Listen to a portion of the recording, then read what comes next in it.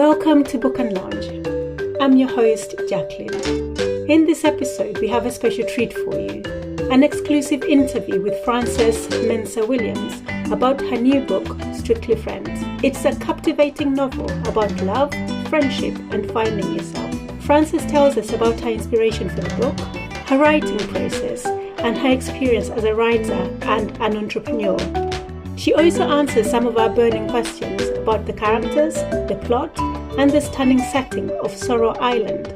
So grab a cup of tea, sit back, and enjoy this episode of the Book and Lounge podcast with Frances Mensah Williams. Let's get started. Hi, Frances. It's a pleasure to have you with the book club again. And yes, congratulations on book number 9. So this is novel number 7, but book number 9, right? That's right. Thank you. Thank you very much. I'll start by saying I really enjoyed this. I only just finished reading the previous one, the title which I can't remember. The second time we met. Second time, yes. And then I remember you posting that your new book is coming soon. I'm like, but I haven't even read second time yet. So I had to get on and read that one quickly. But it's come around so quickly. So I just wanted to ask, how long does it actually take you to write a book?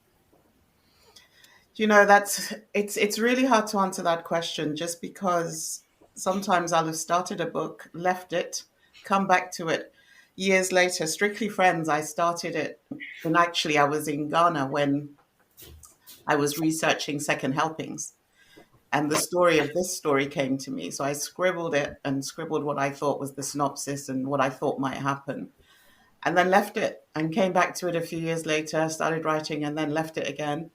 And it was probably about 2.5 years ago about 2 years ago, and I thought, okay, I was committed to a 2-book deal, and this was the story that just then felt right to come back to and to tell and finish it. And I just find that things happen when they should, because it would have been a very different story if I'd written it when I first thought of the idea. Mm-hmm. Okay, and so we're joined by Jenny, Katrina, and Shanti, and I'm pretty sure they're all dying to ask a whole lot of questions. Has everyone read it? So if they're just in case of any spoiler alerts. Yeah, okay. Yeah. We've all read it. I'd love to hear your thoughts just in general. Yeah. So, well, I'll start then in that case. I love the idea of setting it in the Caribbean, especially because I was reading it as it was so cold here. So yeah, as I was reading, I wish I was there right now. So I like that. I like the way you explored the issues that Ruby was experiencing, the low self-confidence. And I think we all experienced that at some point in our lives. And then how she needed to go away, face her problems head on, and then deal with it, and then come back on the other side. And I also like the tension and the fact that she didn't see what was happening with her relationship with Griffin. Everybody else saw it, but somehow she couldn't see it. So I like how you explored that, and I really enjoyed it. I mean, we've been reading a lot of quite heavy books in the book club, so it was a pleasure to pick this up and just relax with it and then just enjoy it. Wonderful, thank you. I appreciate that. I found it an absolute delightful read. As Jackie says, being transported to Sorrel Island, and you really describe the landscape so well. I mean, I'm not really somebody who enjoys so much description, but I thought it was just set right. You felt you were actually there basking in the sunshine, soaking up all the colours and whatever. And there was a lot going on here, wasn't there? Yes, yeah. There was a lot going on, romantic relationships, platonic relationships, relationship with work friends, family. There was just a lot going on.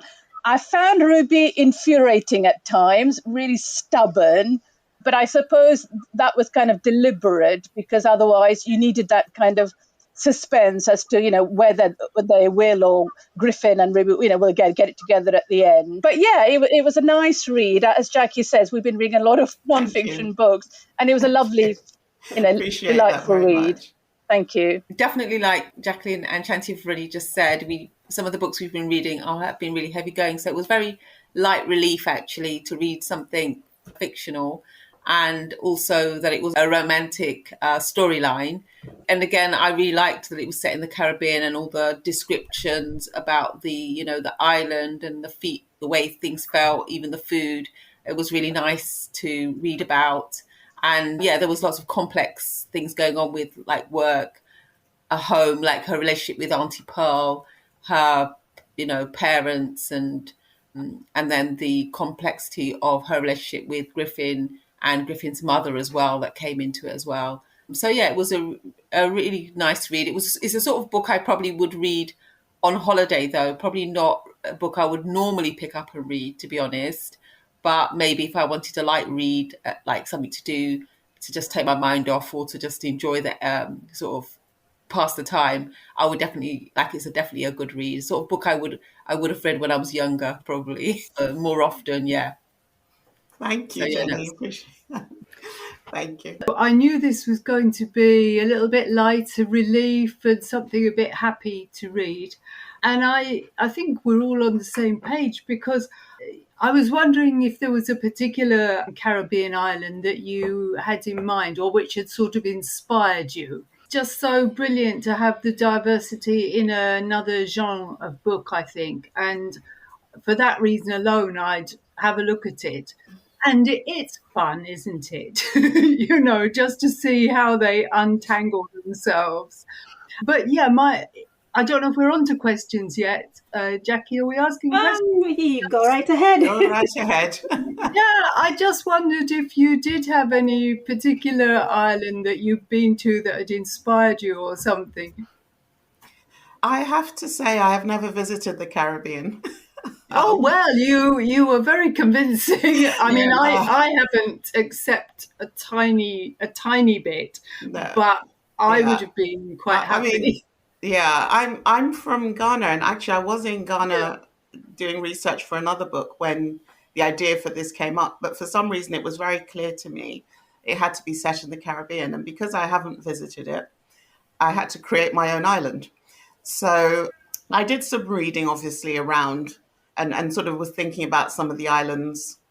And obviously, it's not very far in the book. It's not very far from Jamaica. So it was really thinking about, the climate and that sort of thing for a similarly located island. But for the rest of it, and it was also for me about the mysticism, the story behind the creation of the island. So that gave it its own special feel as well.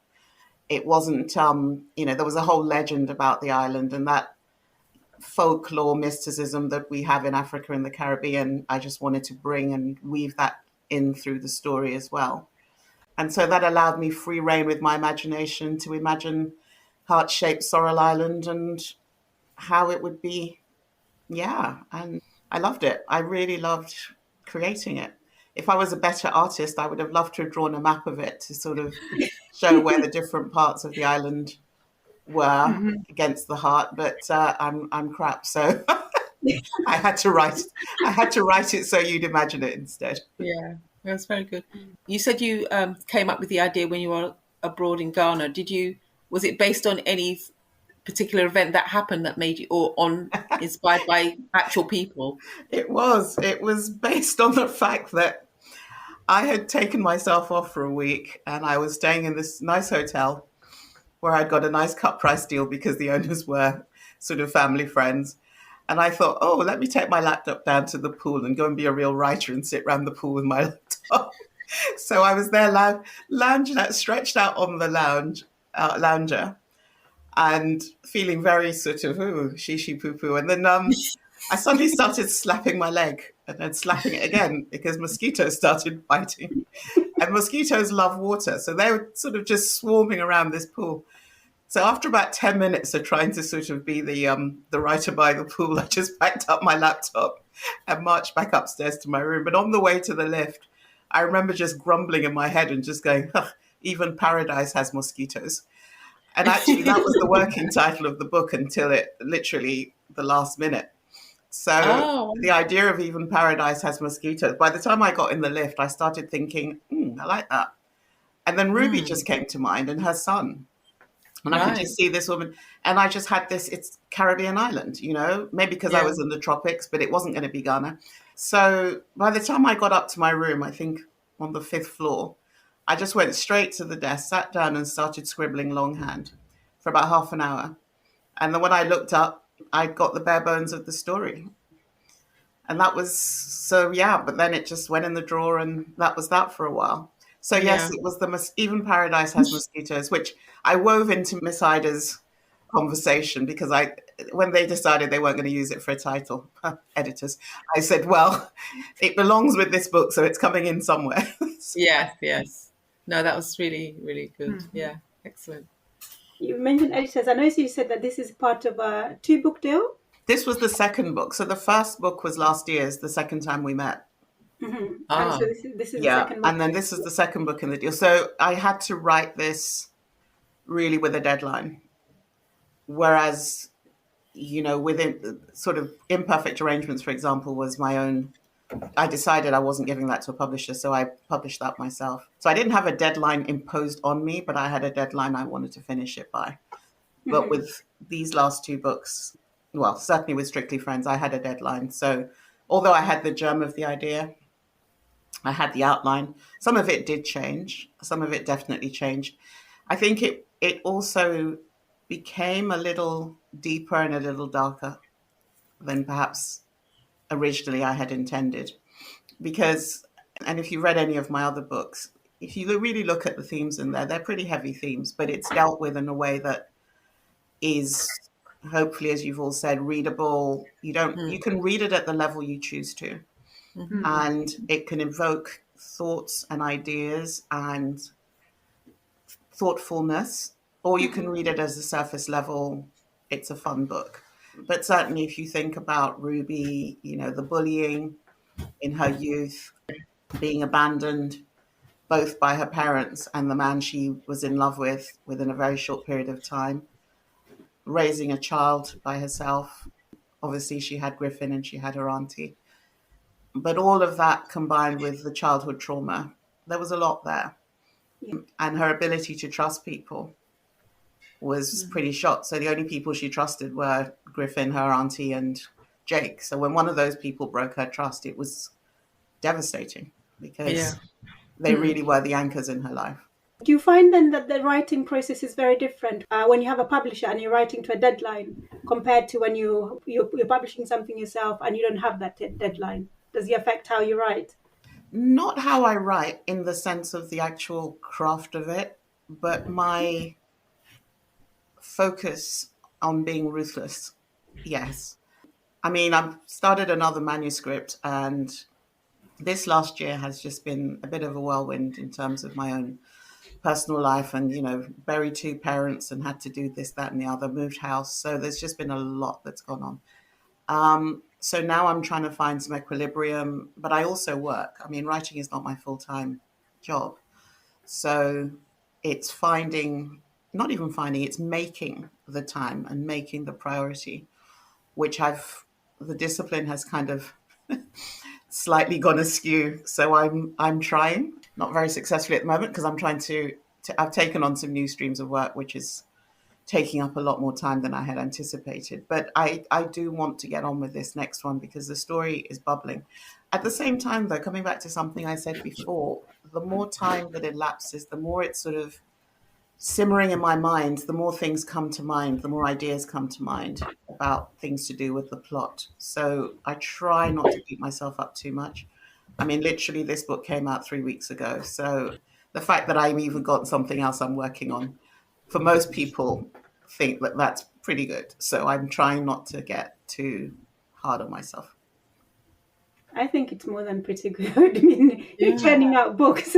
Yeah. Where do you find the time what do you do? Do you set time aside per day, or do you do a few hours a day, or do you have chunks of time that you work on your writing?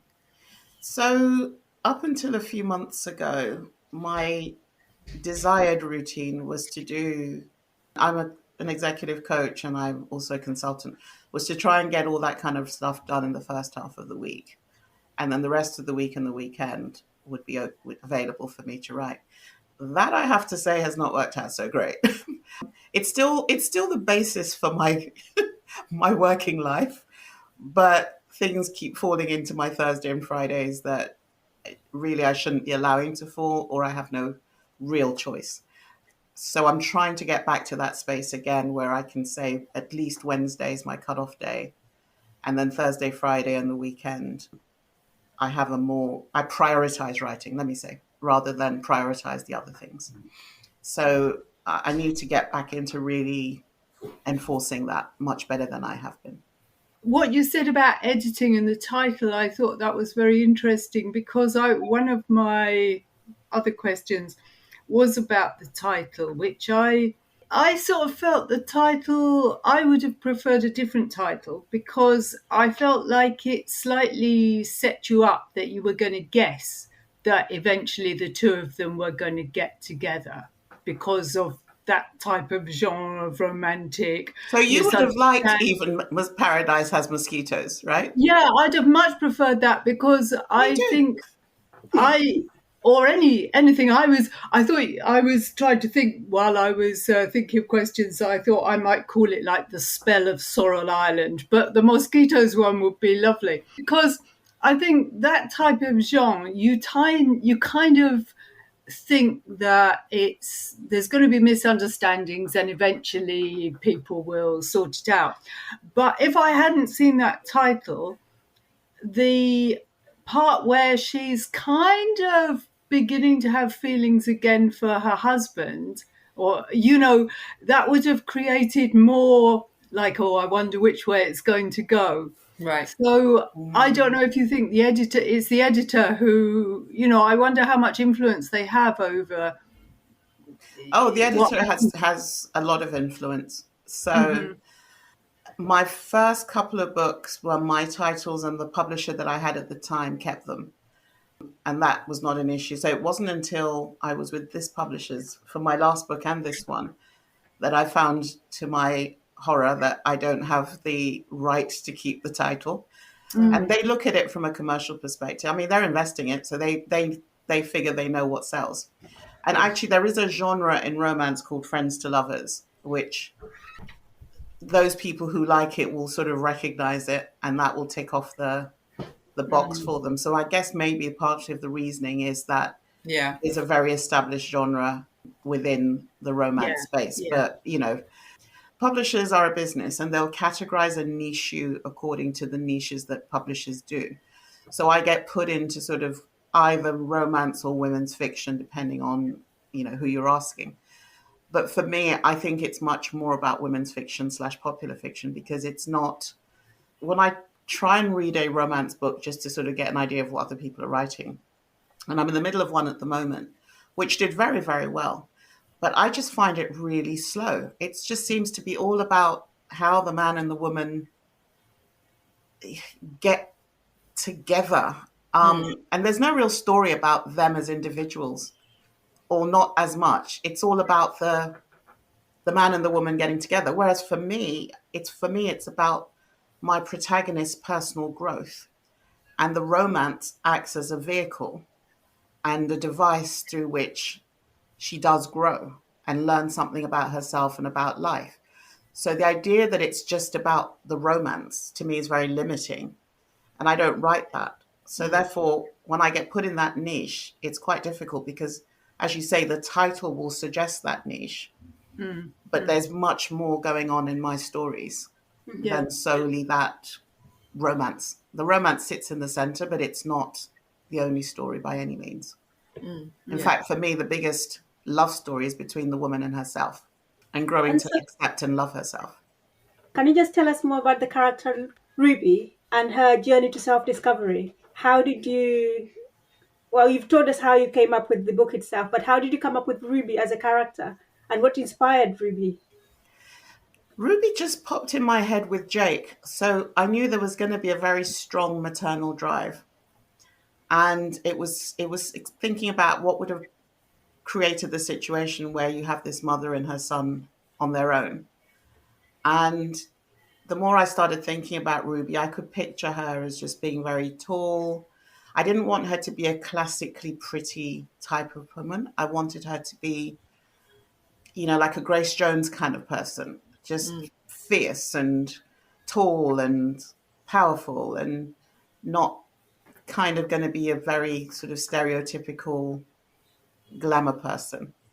And because she looks like that, she was like that as a young woman, as a teenager. And at that age, being tall and not conventionally pretty and all the rest of it is can be really painful, as she discovered. So the more I thought about who Ruby was through her life and what was driving her, the more her appearance therefore tied in with how she felt about herself.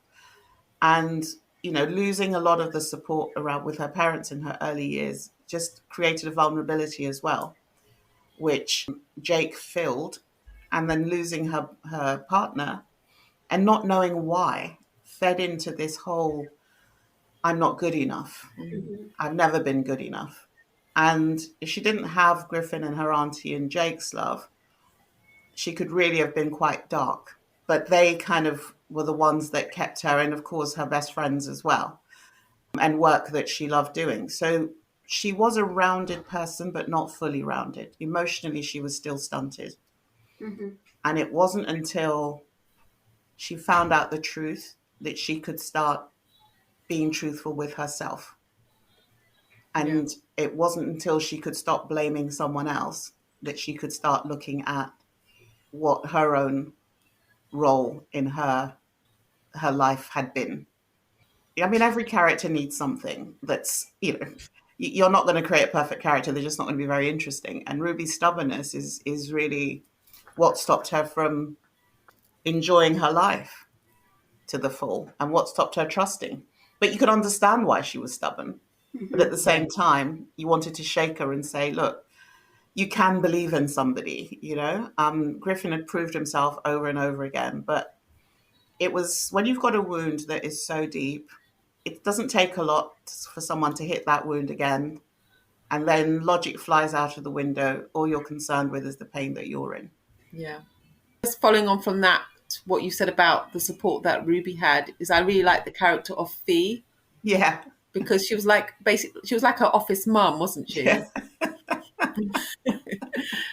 Sort of trying to give her some wise advice and in sometimes trying to put her in her place a little bit. But I really like that character.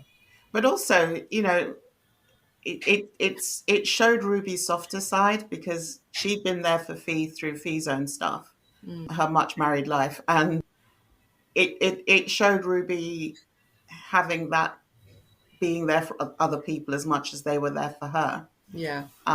Because she helped Fee also come to her dream business, set up her dream business. Yeah.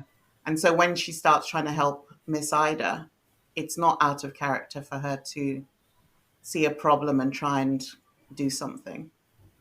But yeah, I loved Fee. I just loved the idea of Fee always getting the last word in. That to me was always going to be Fee. That was her thing. Yeah, exactly. I think Fee was my favorite character. I really enjoyed reading what she had to say because she always had an opinion about something, and she made sure she let you know. So I like the character. That leads me to my next question. Which character did you enjoy writing the most and why? Interesting one, that. I mean, Ruby for obvious reasons because she's very layered and I wanted to capture that she's not just a sort of stubborn, bolshy woman, but there's actually reasons and rationale behind her irrationality. I think in terms of the side characters, Miss Ida's story, I felt, for me, I just sort of loved thinking through, because she's part of the whole ethos of Sorrel Island and coming the sanctuary and, the central place that love plays in this story with her and her husband. And also just giving her a chance to have her own story where she also gets to keep her home and gets to be Ruby's, another wise mum, I like my wise mum in my books. There's always a character or two who play the wise mums. But also, just that bit of mischief. And she was also quite good at helping us get a bit confused about whether Ruby was going to go this way or that. Unless you're Katrina, of course, and we're looking at the title and thinking. Yeah, I did waver. I began to think, have I jumped to the wrong conclusion? Have I backed the wrong horse here? When did you start feeling that Griffin felt more than she recognized? Does anything strike you about when you started acknowledging or realizing that? To be honest, there was a scene right at the beginning when they were on the beach, and he was he trying to hide his feelings or something from her? And at that point, I thought, oh, what's going on here? But then when she went to the Caribbean, I got sidetracked. So I thought, oh, okay, she might get back with Kenny, and I completely forgot about that thing with Griffin. But then when he came back to the island, then I started to think again. Okay, now she's got two options. I never really thought Mac was an option ever. Or that was an interesting diversion. I never thought of him as a real option. So it was always Kenny or Griffin. But at the beginning, he was also hiding the fact he knew. Right. Yeah. So that's why he was being a bit shady right at the start as well. Yeah, and we didn't know that. But then because he was being shady right at the start, I thought, this is what's going to happen. But then of course it didn't happen like that. And I thought, okay, maybe I've read it wrong. But yeah. I sort of, because he never was able to keep a long-term girlfriend. Yeah. And we thought, there's something there's something not right here. and then when she then said she was going to Sorrel Island, and then I think he raised an objection, or he was surprised, and then at the beginning he didn't want her to go. Yeah. And then so I thought, okay, that's probably why. But then when we found out why he didn't want her to go, I'm like, maybe not. So there was a lot of back and forth. Yeah, he was ambivalent because on one hand, he what did he say at one point? Maybe the truth will set us all free, because he was also locked in this cycle of never being able to commit to anybody, but never being able to tell her how he felt either. Yeah. And, the years rolled by and this pattern had just evolved and everybody was in this limbo state of not really moving forward with their lives. He recognized that had to change, but he was terrified of what that meant. But then when he turns up on Sorrel Island with, Jelly Bean or the toy, I think, right, well, he's not going to let anything happen here, is he? That revival isn't going to be allowed to take place. Exactly. Another interesting character was Shirley. Oh, yes. Actually, do you know what? I love Shirley. She was so self-unaware. Yes, never was a woman more desperate to be married than Shirley. Yeah, she was almost engaged now to Simeon. Yeah, I just love how she had wanted to take things to the next level after about 3 weeks. It's like... But it's interesting as well, isn't it? Because she's sort of, that sounds like, she's not very aware. But then you've got Ruby, who doesn't seem to recognise what's going on with Griffin, and Shirley, who gives all these home truths when they bump into each other. She was very aware of what was going on in somebody else's. That actually does that scene reminds me. What happened to Leo? Because Leo never ever does come back into the story after that date. Yeah, he served his purpose. He gave her a chance to realise she didn't have to be a bullshit human being to every man that came towards her. Yeah. Actually, I rather like that failed date she went on where she met Leo. I know, that guy. The first one, yes. That was funny. I just imagine myself sitting in front of him while he's going on about all these things that he has to do at work. I was just like, and ethnic food. Yeah, the tapas was just not doing it for him. Yeah. And I wonder, do you have a copy of the book? And if you don't mind just reading, there you go. Yay. Just reading, I guess, from the book, your favorite. Well, actually, it doesn't have to be your favorite, but yeah, just a couple of paragraphs. Okay. So, chapter 1. We've talked about the prologue. I'll leave that out. If she tried hard enough, Ruby realised, she really could tune out the sound of the red-faced man talking at her from behind his desk. Like pressing the mute button on a TV remote, she had the power to cut off the irritatingly nasal drone of Jake's head teacher. Just by focusing on the glasses perched on her nose with enlarged pores like seeds on a colourless strawberry, she could block his words from reaching her ears. Mrs. Lamont, Mr. Hinton glared at her over the top of his frames. Whoops, how did that slip through? Miss Lamont, Ruby corrected him automatically. How many times must we go through this charade? Sending her son to a Catholic school with quaint, old-fashioned ideas had always been a risk, but no one had warned her that quaint included refusing to recognize the concept of an unmarried parent. Mrs. Lamont. Apparently, Mr. Hinton knew how to tune out people too, Ruby acknowledged with a silent touche. I hope you've taken on board what I've just said, Mr. Hinton continued, his pale blue eyes searching hers for confirmation that his words had registered. Jacob's behaviour is becoming a matter of great concern to us at St. Martin's. Hearing Jake's name galvanised Ruby into defensive mode. No one threatened, or even hinted at threatening her son while she had breath in her body. Mr. Hinton, she said, leaning forward in her chair and deliberately stressing his title to show that at least one of them could get people's names right. Jake is 8 years old. Of course he's going to get upset if some nasty boy tries to take the piss, teases him about his dad. What I don't understand is, why is Jake the villain of the piece here instead of that little, the other student? I enjoyed that scene, especially the headmaster. Yeah, even he got to grow. He did. Yes. He did. Although he still wouldn't change her name from Mr. So, Yep. you know, it's funny because when you start, you write. And then the editing process, when you have to really start paring back and really thinking, is this necessary? Is this needed? Is this whatever? And then you go through the editing process where after you submit the book to the publisher, the structural editor goes, reads it, and then sends you a report. And I have to tell you that when you think you've sent it and you've done everything you can to it, to then get this report saying, consider this, you might want to that. And you're like, what the hell? So it always takes me a couple of days. I have to go for a long walk, calm down, stop spitting feathers, stop swearing in my head, then come back, read it again. And then actually I start thinking, that's the point. Because just to give you a bit of insider, the original prologue was a bit longer, and it was actually the scene where the lawyer comes into the house after the funeral, Griffin's mum's funeral, and tells Griffin, you don't hear the conversation, but Ruby's serving food. So she kind of goes back to that place when she's talking to Miss Ida and remembering when Griffin first found out about his mother's wealth. But the original prologue, that was like the first part of the prologue, and then it moved to the beach.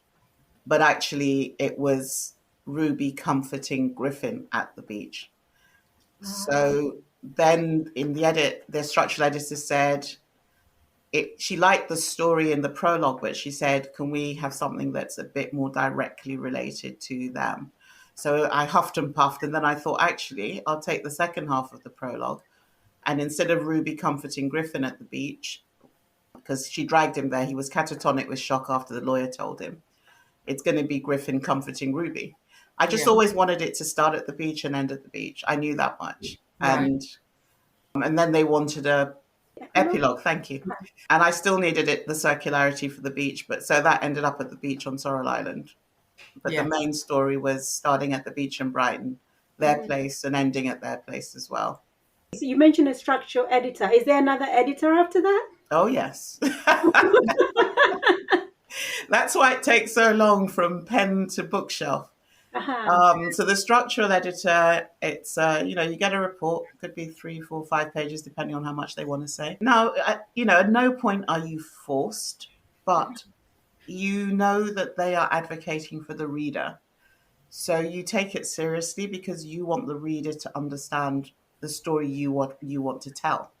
So if you haven't explained something in the right way at the right time, at the right stage of the book, you're going to lose that experience for the reader. So they're very good at understanding and championing the reader to say, could you tell us a bit more about Ruby here? Because otherwise we're not going to understand why this scene is happening. Yeah. The post Sorrel Island, I cut quite a bit of that because it was like she wasn't really growing. It was just sitting in that anger for quite a while. So some of that came out. So after you've done the structural edit, that goes back. The structural editor then tells you she's happy, which mercifully she was. Then it goes to the line editor, and they look at things like sentence construction, characterization, plot, any holes in it, any discrepancies, and this has happened to me, not with, was it with this book or was it another book, where I started the character's name and then it changed later on because I'd come back to the book way later. So they pick up all of those things, and then you do that, and that goes back until that, and then they'll say they're happy with it. And then in the meantime, you're discussing book cover design ideas and also audio narration, giving feedback on whether you're happy with the narrator. And then the type setting happens, and then the proofreading happens, which is the last bit. So then, yeah, I have to go through it again, and then the proofreader goes through it again. So there's like 3 key stages. And how long does the whole process take on average? It's at least a year. Wow. It's at least a year. I submitted the book, I think, in January last year, the first manuscript. And then the editing process was over the next few months. And then by the time we got to September, October, everything was locked in. The book cover was sorted and stuff, because then the marketing people have to start promoting it and putting it in places for bookstores to be able to order it, and start sending out proof copies to get some advance reviews from authors and so on. So then, yeah, publication date being March, they really want to get that process started, 6 months or so before then the book needs to be kind of ready. And you have a say in the book cover? Technically, they ask me. With the second time we met, there was a design I preferred, but they're like, no. The marketers think this will sell better. So I'm like, okay then. I did like the yellow though, so they kept that. This one, I loved the design straight away. Can you show us again, please? Because Yeah. I've only got it on Kindle. Yeah. Oh, okay. Yeah. That cover does come up on the Amazon, as the Amazon book cover. Yeah. I loved it straight away, so I had nothing to say. You can't see it probably on the screen, but there's the shadow of a palm tree. Oh, right. No. There as well. So that throws up the whole tropical thing. I wish they'd have made it a little bit more defined, but hey. You can't have everything. You can't have everything. So this is the second time we met. So my thing was, they never sit around a small table. The only time they're in a coffee shop, they're on a sofa. And they're like, yeah, forget about that. We're just doing this. When I was in charge of my books, when I self-published, this was the cover design for Imperfect Arrangements. Oh, yeah, it's beautiful. Yeah, I remember that. That's just like a work of art on its own. Mm-hmm. And then I couldn't afford her for my novellas, so I got an artist, a designer, a freelance designer, to just follow the general style. So that's River Wild, one of the novellas. Uh-huh. And these are short. River Wild's about 160 pages. So this is set in Ghana. Mm-hmm. So is Imperfect Arrangements. Oh. And so is the other novella, Sweet Mercy. So, I just tried to keep the family of design for the Marula Heights. What's the third book? Sorry, I've got River Wild and Sweet Mercy. What's the third one? Imperfect Arrangements. Okay. Oh, you must read this. This is just... I'm going to read. I like Imperfect Arrangements. The 4 friends. Yeah. Three girlfriends. And their partners. And their partners. And this is set in Ghana. And it's the 3 women are best friends. And it's a 1 year... The whole thing is in 1 year. And they're 3 relationships. So they're intertwined, but it's told from the perspective of not just the women, but also their partners. We read it I'm sure we read it. We did it for the book club. We did. Did you? Why didn't you call me? I don't know. Also, I didn't realise it was one of your books, because I thought I'd only read the Pastor to Pigfoot one. Yeah. I didn't realise. Oh, okay. Yes, I remember it now. It's quite interesting. I must have missed out. Are the 3 books read in any particular order, or does it not matter? They're all standalone. Okay. They're all standalone. Sweet Mercy was born out of a conversation in here where she's referred to. Right. But that's what got me thinking, I wonder what her story is. You don't really know much about her in this, but you can actually get Sweet Mercy free. Just download it from my website. Oh, okay, cool. Yeah, so I'll give you that free, and then get Imperfect Arrangements. And I think Imperfect Arrangements and then Faye's story from Pastor to Bigfoot are the only ones you've set in Ghana, aren't they? Yeah, so most of this is in Ghana, Yeah. but it's bookended by London. Yeah. Because it's Faye Yeah. going to Ghana and then coming back. Second Helpings, the sequel. Again, Faye has to go back to Ghana, this time for, a good reason, but then things happen. It's, again, half and half, London, Ghana. But the trilogy, the Imperfect Arrangements and the two novellas are all fully set in Ghana, with fully, there's only the couple that came from London, but even then the story's always in Ghana. So yeah, really enjoyed that. Thank you. I loved writing it. It was very intricate to write because the different perspectives, the different interweaving stories. I call it literary lasagna, because each quarter you had the 6 people. But I really enjoyed that. But also, it's the one, I think it's the only one where you write from a male perspective as well. Yeah, definitely. And I really wanted to explore why men do what they do. I didn't want the men to just be kind of caricatures and one-dimensional baddies or goodies or whatever. I just really wanted to understand that. And actually, I've taken that a little bit into Strictly Friends because I think Griffin gets much more story than I normally give the guys in the books. And we get to know a bit more about him and his drivers and to see him vulnerable as well, because I think there's always this myth of the strong, silent guy, but actually they're just hiding their own pain. And we can't sit back as women and just expect them to be this monolith of strength and whatever. And we get to be vulnerable and have our moments. So I think it's important that we acknowledge that they need theirs as well. They do. They do. Although sometimes they deny it. Well, this is the thing, because they have to build, they feel they have to live up to this myth that's been created in many cases by them for them, but we don't have to buy into it because it doesn't really help us understand them and therefore understand our relationships with them, because that's not the truth. And if you react to what you think they are as opposed to what they really are, you're never going to get the satisfaction in return. So then, following on from that, if anybody was going through Faye's situation, yes, what sort of advice would you have for them? Rubies or Faye's?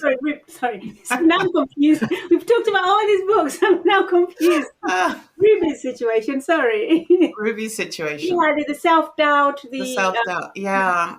I mean, I don't think there is anybody who ever feels 100% all of the time. Whether it's from bad hair days to deeper things than that make you just don't feel at your best.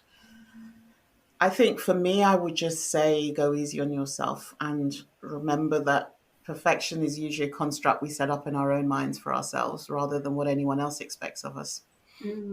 And just as we wouldn't expect our friends to be perfect, no one expects us to be. And so we need to sort of recognize that, because sometimes it's a bit egotistical of us to sort of feel we must be the best of everything we can be all of the time. It's like, well, what makes you special? Everybody else has to suffer some of the time. So do you. And when it happens, run with it, absorb it, let it wash over you. It will pass. If you don't acknowledge it, you're making it worse. It's like if you've got a pain and you haven't gone to see the doctor because you don't want to be hearing bad news, it's just going to get worse and you're going to think more and more about it than if you actually went and figured out what was going on. Yeah. So there are times we just have to own how we're feeling and know that it's okay not to be okay and to feel that. And it will pass. And it always passes. That's the thing. You just have to be there. It always passes. I think you're turning into Aunt Pearl. Yeah. There you go. Just call me Auntie her. Pearl. Did you have more of Auntie Pearl originally? Did you have to edit some of her out, or because I thought she was quite fun? I wanted to hear more of her pearls of wisdom. I did have more of her after the island trip, but because I guess the editor's concern was to keep Ruby's story moving, there was another scene with Auntie Pearl, but that came out because and obviously she was instrumental in getting Ruby to the beach at the end, but yeah, there was a bit more of her. And I just also just love the idea of the jewels, Pearl and Opal, and then having their ruby. Mm-hmm. So when Ruby's name came, it just threw up this whole generational, naming. I like that Pearl was very stereotypically watching property programs and drinking cold tea, and I was thinking of myself. I was thinking, oh my God, I'm such an auntie, because actually these things are like me. And me. This is the sort of thing I do: watch property programs and drink cold tea, and roll my eyes, in the background. Yeah, absolutely, absolutely.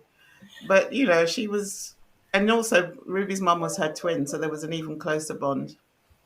Yeah, it's just, again, families aren't conventional.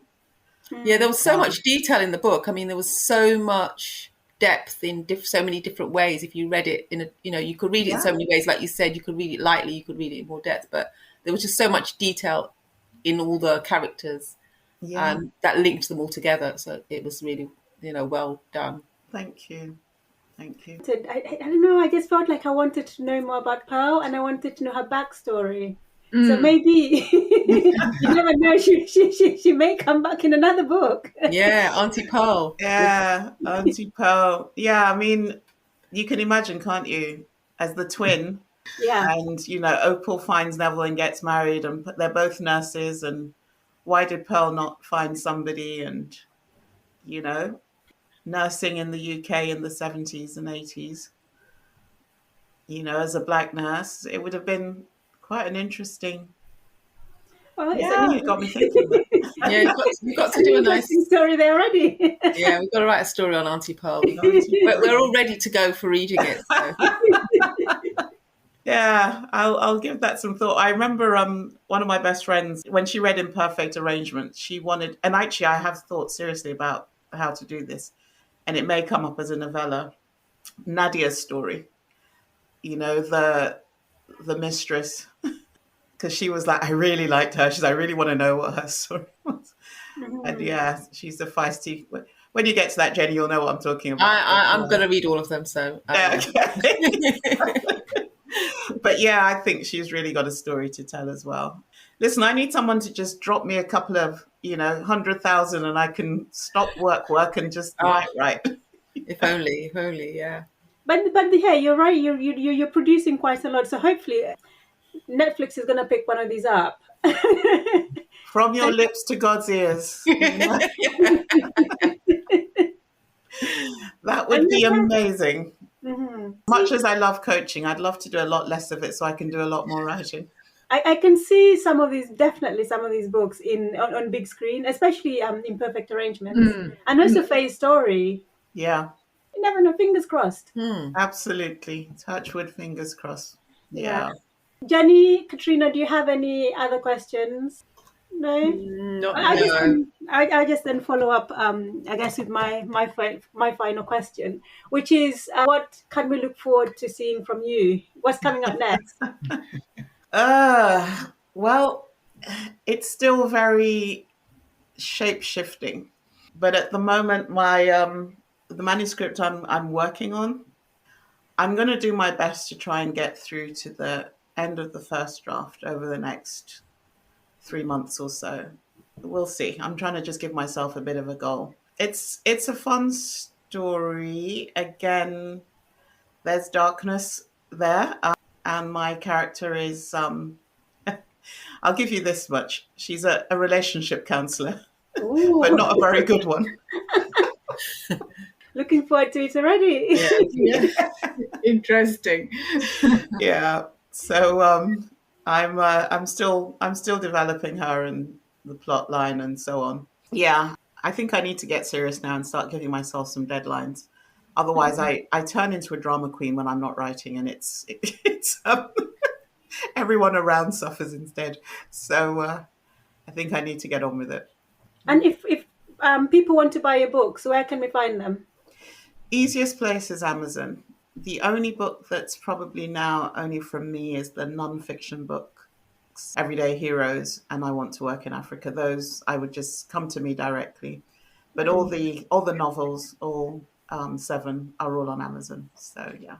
Okay. And when you say come to you, you have your own website? I do. So francesmensahwilliams.com. Mm-hmm. And Jenny, that's where you can get Sweet Mercy from. Okay. And when you get it, you automatically join my Readers Book Club, where basically you just get a newsletter from me once every couple of months. That's pretty much it. So I try not to bombard people. So it's just a newsletter once every couple of months. And so you can download it. If you want a paperback copy, you can just get that from Amazon. It's like $2.99 or something. Yeah. Pretty cheap. But if you're happy with digital, then you can download it. Perfect. Thank you.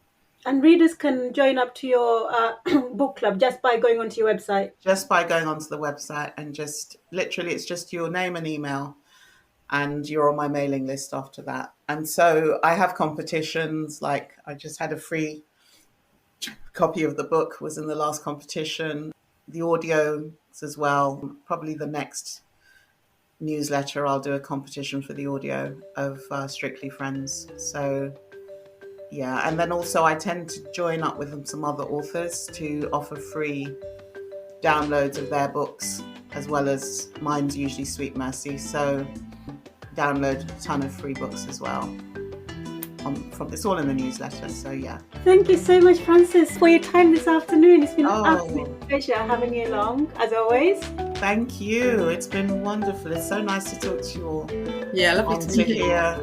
There's nothing anybody who writes likes better than talking to the people who've read it. Lovely to see you all. Take care. Take care. Bye. Bye. Bye. And thank you so much for listening.